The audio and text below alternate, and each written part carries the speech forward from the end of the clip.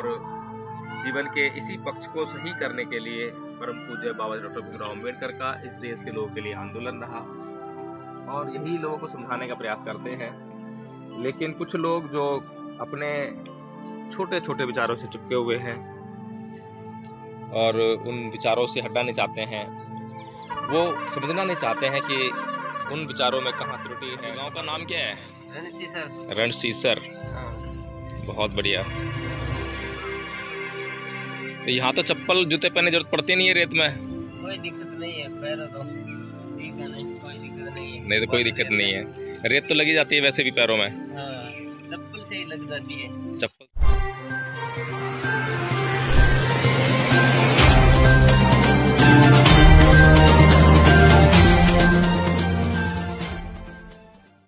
जय भीम, नमो बुद्ध। साथियों आज हैं हम राजस्थान में और राजस्थान में आज 14 अप्रैल 2022 की ये सुबह आप देख सकते हैं कितनी मनोरम, कितनी शांतिपूर्ण और कितनी ठंडक भरी। बहुत ठंडक थी यहाँ रात को जो है, और आप देख सकते हैं अभी सूर्योदय होने जा रहा है। सामने आप सूर्य को निकलता हुआ देख सकते हैं। ये सामने आपको ऊँट दिखाई दे रहा है।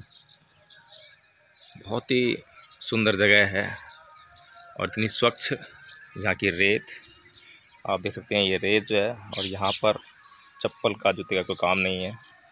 और इस रेत के साथ में हम, इस रेत के बीच में हम रात को यहाँ सोए थे। और ये नीलम जी अभी तक सोई हुई हैं। सुबह का टाइम तो पता नहीं क्या हो रहा है, लेकिन सूरज सर पर आ गया है, लेकिन नीलम जी सोई हुई हैं। और नीलम जी को उठाने का प्रयास करते हैं। अरे नीलम जी, सुबह हो गई। नीलम जी सुबह हो गई। नीलम जी सुबह हो गई। ये देखिए, ये नीलम जी उठने की तैयारी में। नीलम जी, वीडियो बन रहा है आपका। आज 14 अप्रैल है, परम पूज्य बाबा डॉक्टर भीमराव अम्बेडकर का जन्मदिन है। और यहाँ के लोगों ने नीलम जी को यहाँ पर पुख्ता तौर पर आमंत्रित किया है ताकि परम पूज्य बाबा साहब डॉक्टर भीमराव अम्बेडकर और उनसे जुड़ी हुई बातों के बारे में यहाँ के लोगों को भी अवगत करा सकें। यहाँ की महिलाओं को वे जो है कुछ आंदोलित कर कर जो संघर्ष उनसे छूटा है उसमें, उसकी धारा में लेके आ सकें।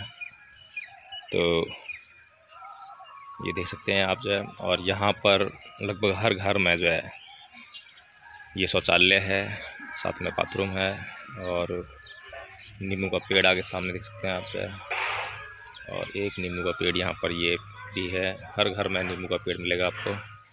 कितनी खुली जगह है। वो अपनी गाड़ी खड़ी है वहाँ पर। हम अपनी गाड़ी से ही राजस्थान में आए हैं। राजस्थान के सरदार शहर का ये एक इलाका है। क्या नाम नीलम जी इस जगह का? रणसीसर। रणसीसर। ये रणसीसर गांव है सरदार शहर का। और रात हमारी गाड़ी रेत में फंस गई थी। बड़ी मुश्किल से लगभग 1 घंटे की मशक्क़त के बाद बहुत से लोगों ने जो है धक्का मारा उसमें, जब बड़ी मुश्किल से वो उसको निकाला गाड़ी को। यहाँ पर वैसे रेत बहुत ज़्यादा है और रेत में गाड़ी फंस जाए तो उसका निकलना बड़ा मुश्किल हो जाता है। टायर बिल्कुल धंस जाते हैं, बॉडी रेत से टच हो जाती है। ये ऊँट है जो कि चारा खा रहा है और देख सकते हैं बहुत काम करता है। और यहाँ पर कुछ लोग ये दूध निकाल रहे हैं भैंस का, आप देख सकते हैं। जी, दूध निकाल रहे हैं आप? हाँ, दूध निकाल रहे हैं। आपके गांव का नाम क्या है? रणसीसर। रणसीसर, हाँ। बहुत बढ़िया। तो यहाँ तो चप्पल जूते पहनने जरूरत पड़ती नहीं है रेत में? कोई दिक्कत नहीं है, पैरों तो ठीक है, नहीं कोई दिक्कत नहीं है। नहीं तो कोई दिक्कत नहीं है, रेत तो लगी जाती है वैसे भी पैरों में। हाँ, चप्पल से ही लग जाती है। चप्पल से लग जाती है।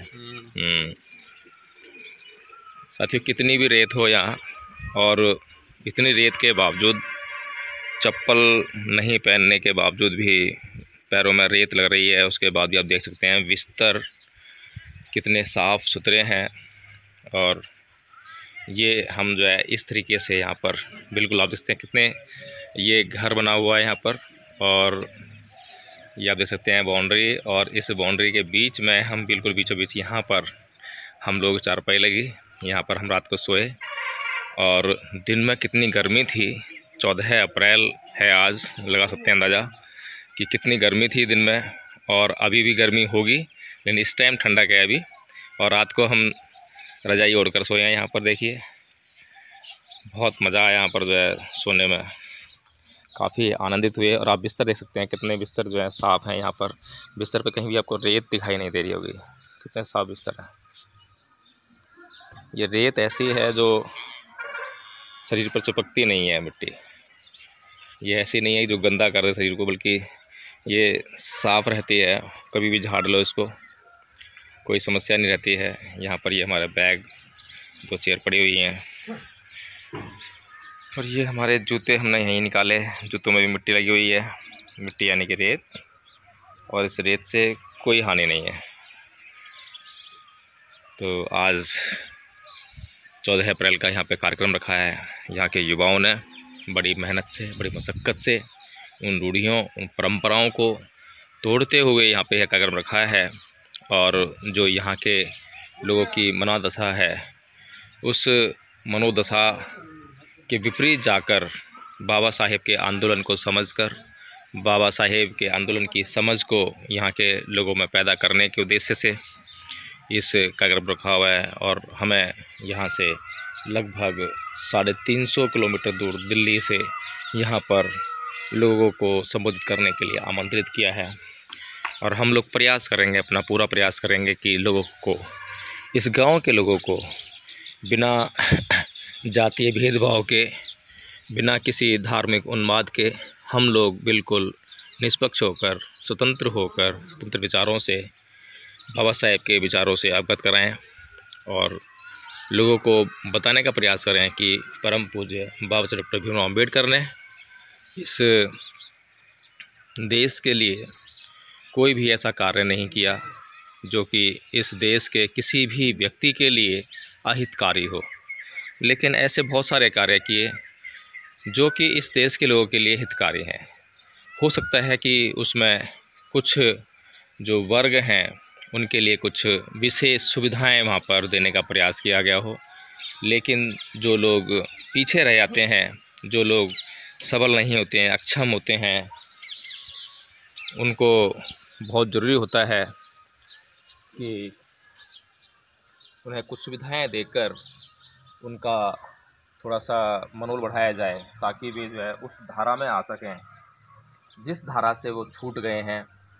इसलिए ये कहना कि बाबा साहेब डॉक्टर भीमराव अम्बेडकर ने किसी के साथ में पक्षपात किया, किसी के लिए भेदभाव किया, ये बहुत अन्यायपूर्ण कथन है। और इस देश के जो कुछ लोग हैं वो ऐसा सोचते हैं कि एक वर्ग को बाबा साहेब डॉक्टर भीमराव अम्बेडकर ने आरक्षण देकर उनके लिए काम किया, उन्हीं के लिए काम किया, लेकिन वे मंदबुद्धि लोग ये नहीं सोच पाते हैं, ये नहीं समझ पाते हैं कि परम पूज्य बाबा डॉक्टर भीमराव अम्बेडकर ने उन लोगों के लिए वह सुविधा दी है जो इस धारा से पीछे छूट गए थे।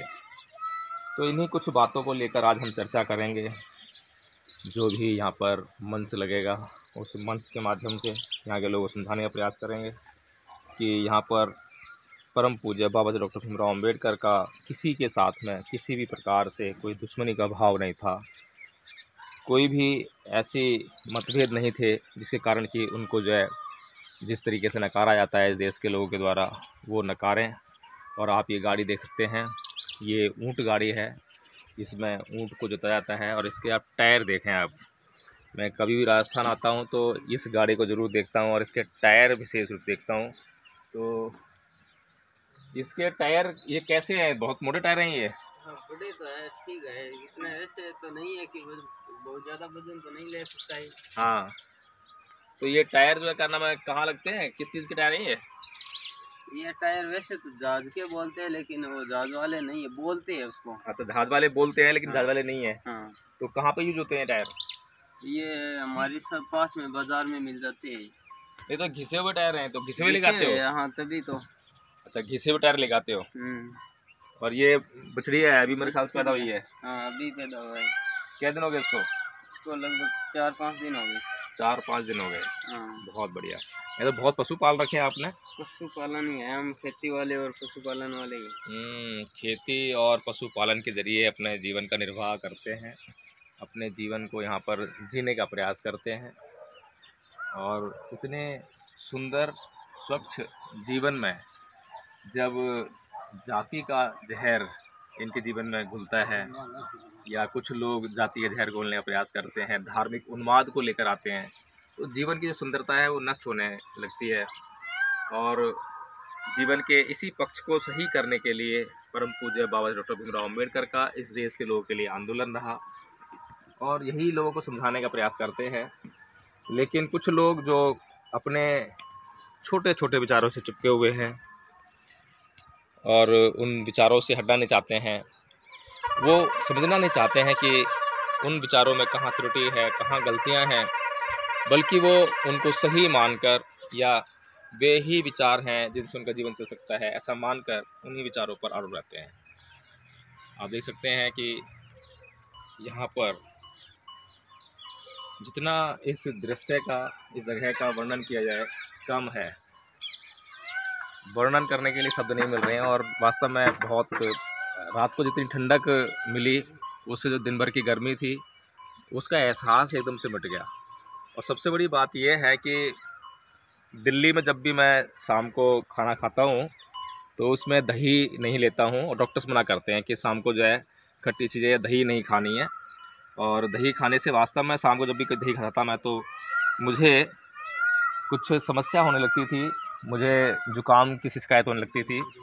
लेकिन कल रात को दही खाई, और दही भी बहुत खट्टी खाई, और रात को जो कैरी की सब्ज़ी होती है वो यहाँ के लोगों ने बनाई थी, बहुत खट्टी थी।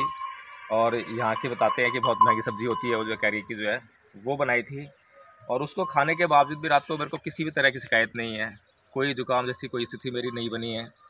उसका सीधा सा कारण यही है कि जो दिल्ली है उसमें बहुत पॉल्यूशन है, प्रदूषण होता है, और यहाँ पर वातावरण बड़ा स्वच्छ है। और मैं कभी भी दिल्ली के बाहर जाता हूँ तो मेरी स्वास्थ्य संबंधी जो शिकायतें रहती हैं, समस्याएं रहती हैं, वो दूर हो जाती हैं। इसीलिए मैं तो यूपी रहा और अब राजस्थान में हूँ, दोनों जगह बहुत अच्छी रहीं। स्वच्छ वातावरण मिला, शुद्ध वातावरण मिला, और स्वास्थ्य संबंधी जो समस्याएं थी उनसे दूर रहा। तो मैं इसी के साथ जो है अपनी बात को समाप्त करता हूं, और समस्त देशवासियों को परम पूज्य बाबा डॉक्टर भीमराव अम्बेडकर के जन्मदिवस की बहुत बहुत मंगल कामनाएं देता हूं, शुभकामनाएं देता हूं। और ये आशा करता हूं कि वे परम पूज्य बाबा साहब डॉक्टर भीमराव अम्बेडकर के जीवन को, उनके संघर्ष को बिना जातीय भेदभाव के, बिना धार्मिक उन्माद के समझने का प्रयास करेंगे, और उसको समझकर इस देश को सुंदर बनाने का कार्य करेंगे, प्रयास करेंगे, और उसमें अपनी भागीदारी को सुनिश्चित करेंगे। जय भीम, नमो बुद्धाय।